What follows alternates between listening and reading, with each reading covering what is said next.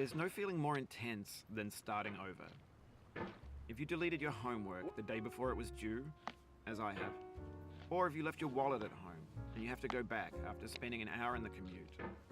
If you won some money at the casino and then put all your winnings on red but it came up black. If you got your best shirt dry cleaned before a wedding and then immediately dropped food on it.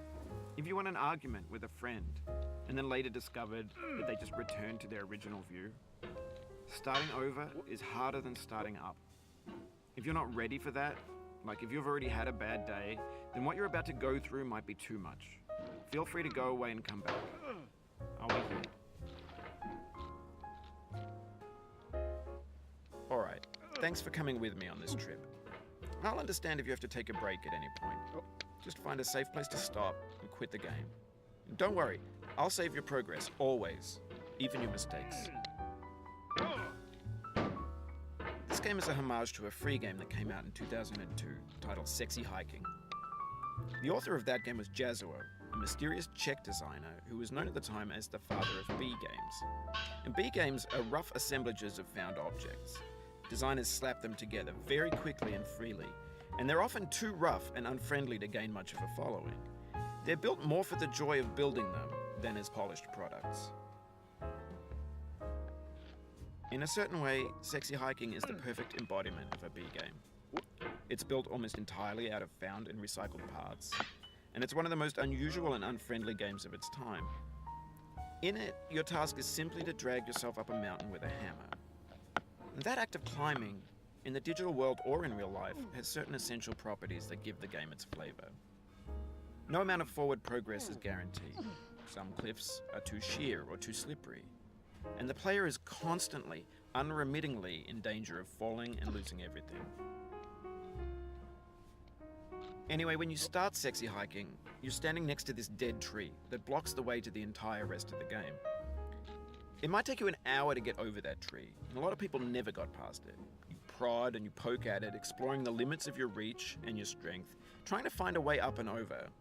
And there's a sense of truth in that lack of compromise. Most obstacles in video game worlds are fake. You can be completely confident in your ability to get through them once you have the correct method or the correct equipment or just by spending enough time. In that sense, every pixelated obstacle in Sexy Hiking is real. The obstacles in Sexy Hiking are unyielding, and that makes the game uniquely frustrating. But I'm not sure Jazuo intended to make a frustrating game. The frustration is just essential to the act of climbing, and it's authentic to the process of building a game about climbing. A funny thing happened to me as I was building this mountain. I'd have an idea for a new obstacle, and I'd build it, test it, and it would usually turn out to be unreasonably hard. But I couldn't bring myself to make it easier. It already felt like my inability to get past the new obstacle was my fault as a player rather than as a builder. Imaginary mountains build themselves from our efforts to climb them, and it's our repeated attempts to reach the summit that turns those mountains into something real. When you're building a video game world, you're building with ideas, and that can be like working with quickset cement.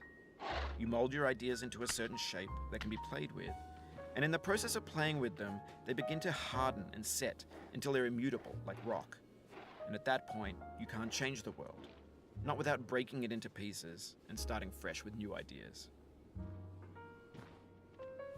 For years now, people have been predicting that games would soon be made out of prefabricated objects, bought in a store and assembled into a world. And for the most part, that hasn't happened, because the objects in the stores are trash.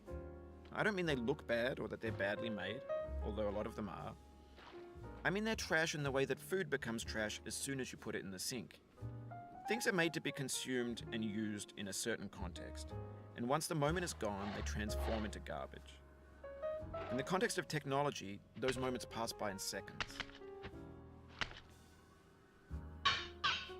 Over time, we've poured more and more refuse into this vast digital landfill that we call the internet.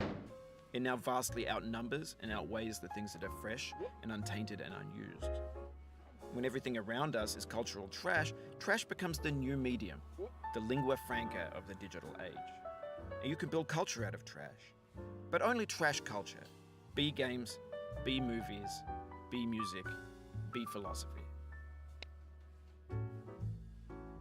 Maybe this is what digital culture is. A monstrous mountain of trash, the ash heap of creativity's fountain.